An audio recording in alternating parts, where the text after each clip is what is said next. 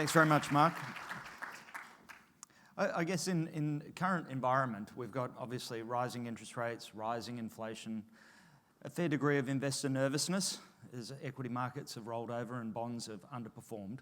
And so I guess when I think about all of the bad news that is there, I think the one thing I'd like to leave with you today is two things that I think are very important from an investor's perspective.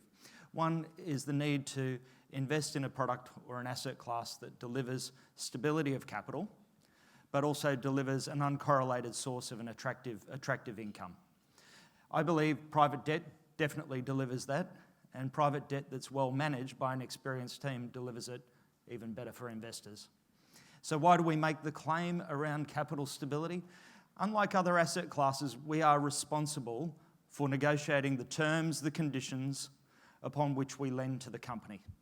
So the covenants, the controls, the taking of the security, all of those things are designed to ensure that equity wears the risk of loss. Investors are primarily investing in the asset class of equity to participate in the growth in capital value of the company, growth in earnings, growth in capital value. For us as a lender, what we're interested in is preserving our investors' capital and ensuring that equity does wear that risk of loss and volatility. One thing I think that is often misunderstood about the Australian market as well is that it is a market that provides investors with probably the most attractive corporate insolvency and legal framework protections available globally. I would argue, and there are a number of ASX-listed funds that give investors access to fixed income, a number of bond funds that give investors access to fixed income like asset classes, but I would argue that for the vast bulk of Australian investors, they don't need to necessarily be exposed to currency risk. They certainly don't need to be exposed to lending or securities that are in a weak jurisdiction in terms of the legal protection. And often those assets are also very much skewed towards high yield or sub-investment grade exposures, often exposing investors' risk to capital loss that doesn't exist in the Australian market. Australia is still very much a bank-dominated market. Most Australian companies do not have a credit rating. Most Australian companies can't access a bond issuance. They're heavily reliant on the banks, and most investors don't have access to the opportunity to gain direct exposure to private debt. And so when you think about the context of our market being bank-dominated, banks are heavily regulated, and so the risks that they take on their own balance sheet is quite restricted. So again, as a private lender looking to work with or compete against the banks to provide financing to Australian companies, it's a function of our Australian market that the kinds of assets and exposures we have are quite different to the exposures that investors would have in offshore markets. I think one of the things that is very important to understand, these are financial contracts. There can't be any dispute about what a company's obligation is to service its debt and repay its debt on maturity. And so unlike other asset classes where you have disparity around valuations and people's different views around valuations, yes, spreads and credit margins and the like can change and that can impact the carrying value of the asset. But primarily, the biggest driver of risk for an investor in private debt is the risk of a default and the risk of a credit loss in the event of a default. And so the importance of the fact that they are financial contracts that impose an obligation on a company, combined with, again, the protective nature of Australian corporate insolvency laws that ensure that directors often will take proactive steps to manage their own personal risk, means that, again, we have very strong alignment between a debt provider and the interests of equity.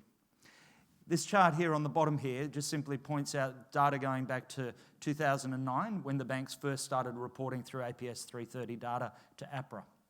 You'll see there that the loss rates, the actual net write-offs that the banks experienced peaked in March of 2009, so obviously a lagging period after the global financial crisis, and those losses peaked at 0.67 of 1%. So again, evidence in demonstrating the stability of capital and the low loss rates that have experienced by this market. And if you think about that period of time, those losses would have been incurred in the likes of the Brisbane Tunnels, ABC Learning Centre. Perhaps it was also, Babcock and Brown or Allco. Very few limited exposures created a situation where the banks were exposed to risk of loss. I think this is very important to understand where we are today. I would argue that we're actually in a very good environment from a lender's perspective.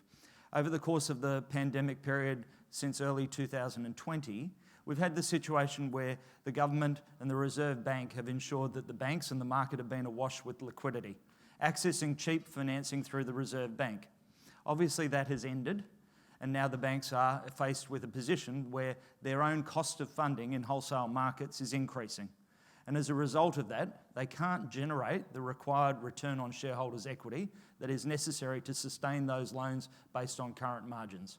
And so the 4 domestic major banks and Macquarie are all working on the basis that they're looking to repay the Reserve Bank facility. So that's shrinking liquidity.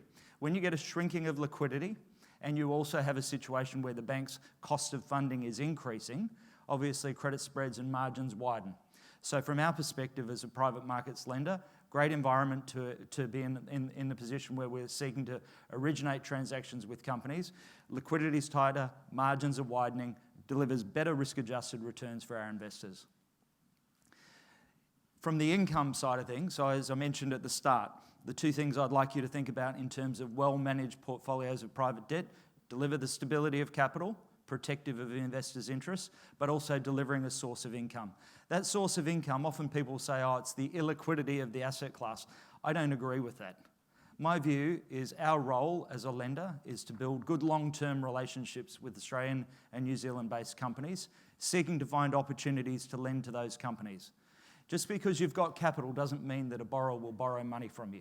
You have to have an expertise to understand how to structure loans, how to negotiate appropriate terms, conditions, set pricing, and then behave in a way that is consistent with the market when a company might experience differing economic or business conditions. And so importantly, the underlying assets that we provide investors exposure to are all predominantly short-dated floating rate notes, floating rate loans. And we do that deliberately to reduce investor exposure to credit risk. We do it to reduce investor risk around widening or changing credit spreads. But we also want greater levels of liquidity across our portfolio. And when loans are refinancing on a more frequent basis and liquidity is higher, it gives us the opportunity to recycle our capital and generate higher fees in terms of upfront fees that are charged to borrowers that becomes then an important source of income for our investor funds. So what do we do at Metrics is very much about building good long-term relationships with Australian companies, seeking to provide a high level of a service, be responsive to their requirements, but our interest is only in providing financing.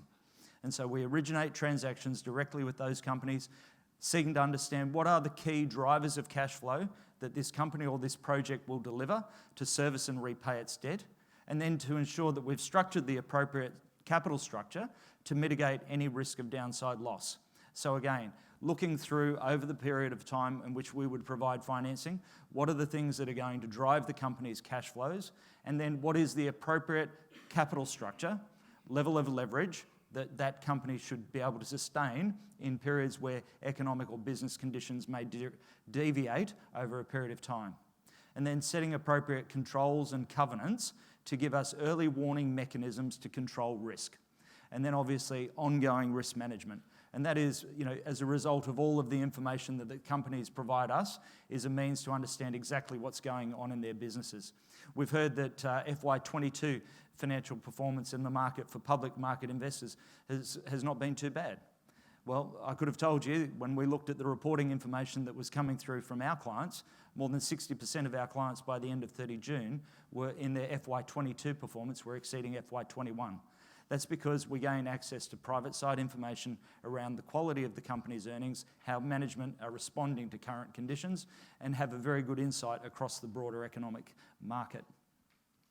Again, when I think about private debt, a lot of people in this audience and others will say to me, oh, there's an enormous amount of new managers coming to the market that are looking to set up private debt funds and looking to introduce investors to this asset class. I would say you need to be large, scalable, to be relevant to banks, to borrowers in the market. You need to have a skilled team that understand how to originate, to structure, and to drive the terms and conditions to protect investor interest, but also to drive the negotiation in terms of returns. You don't want to be a passive private debt manager that's simply relying on banks or others to bring transactions to you. You need to actually be out there building those relationships, seeking to find opportunities to lend. But primarily, the key skill is obviously the need to manage credit risk and to manage that effectively.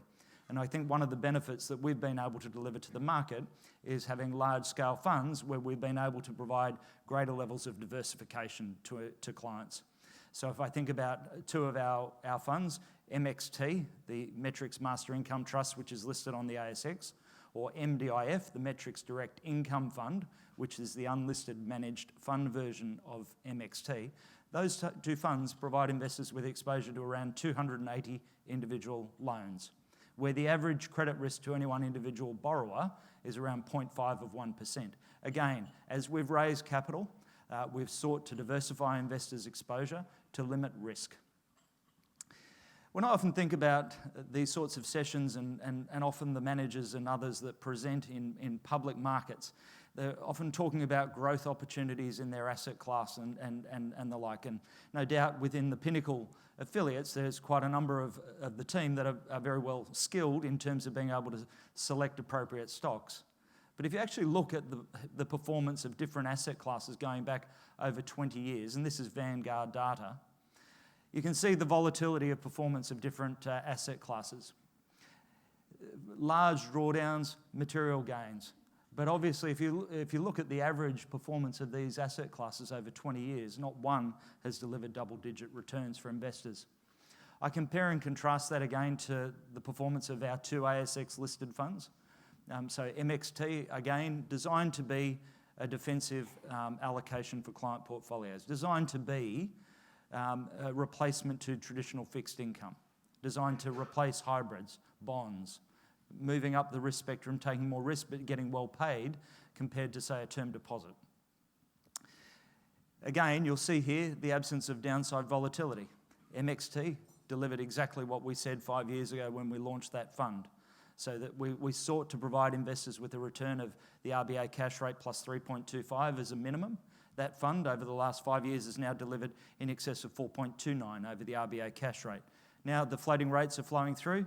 You can see that we're now generating in excess of 6.3% net to investors from a well-diversified conservative portfolio. MOT was designed to be the more aggressive allocation from an investor's perspective. So it would look to replace equities as a source of investment. Where investors are investing in equities for income, we believe that we can deliver an equity-like income, but through the provision of debt. So when we lend to companies and we can secure a higher return, but higher risk than, say, in MXT, so when we're lending for mezzanine or subordinated purposes, or where we take a structural subordination, or we can negotiate a profit share with the company, or we can take warrants or equity options, we'll seek to do that because we recognise the value of the capital that we provide to the companies that we finance.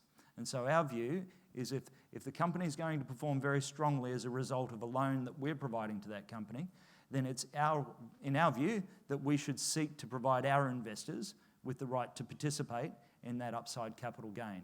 And we do that through options, warrants, profit shares, or where we take an equity stake in those companies. And so MOT has been designed again to give an attractive source of income, well-diversified, protective of investor interests through investing in debts. This is the range of funds that we've launched. We've been very fortunate since we launched our business back in June of 2013. We've managed to grow the business now to in excess of $13 billion of assets under management. We have 115 people based in Sydney, Melbourne and in Auckland in New Zealand, all focused on directly origination and management of the credit risks associated with providing financing to different companies. And as a result of that, we've provided a way in which investors can gain access to our strategies, be it wholesale or retail clients. Our interest has always been to understand what the return objective of an investor is, what is their risk tolerance, and then how are the ways in which we as the manager of the various funds that we operate can create liquidity for investors to access what is effectively a less liquid market. These are the different fund options that we have available for retail clients. So I've mentioned MDIF and MXT, more on the defensive side of client portfolios, and MOT, really that equity market replacement. I think when you look at the historical performance, and now I think one of the benefits of having an ASX listed fund is when we first launched this, it was relatively new. investors' exposure was diversified across 55 loan assets when we launched MXT in October of 17. And now the market has been able to see how does the asset class perform and how, more particularly, has Metrics performed. And I compare it with the other LITs that are on the exchange that do give investors exposure to risks that I don't believe they need to take, be it foreign currency, be it CCC or lower rated credit risk. This is a product that's designed to fit squarely in defensive parts of client portfolios. And you'll see here, the spread to the RBA cash rate has been very consistent. So 1 year, 4.29, 3 year, 4.43, and since inception, almost 5 years, 4.27. That spread is derived through fees that are charged to companies, together with the credit margin that is charged based on our lending, based on the risk of the company that we provide financing to. Now, if you overlay now the current rate, 185 for the RBA cash rate, you understand where this is sitting. But obviously, the underlying loan assets are floating rate. The majority of our borrowers would be rolling their facilities every 30 days. So a 30-day BBSY rate that rolls through our portfolio just yesterday was around 210. So 210 basis points together with the spread gives you an indication in terms of the return. MOT, again, designed to provide an attractive level of income, around 7% per annum as the minimum, with potential to participate in upside capital gains. If you'd like to learn more about us, feel free to follow us on LinkedIn or go to our website. And thank you very much. Thanks, Lockie.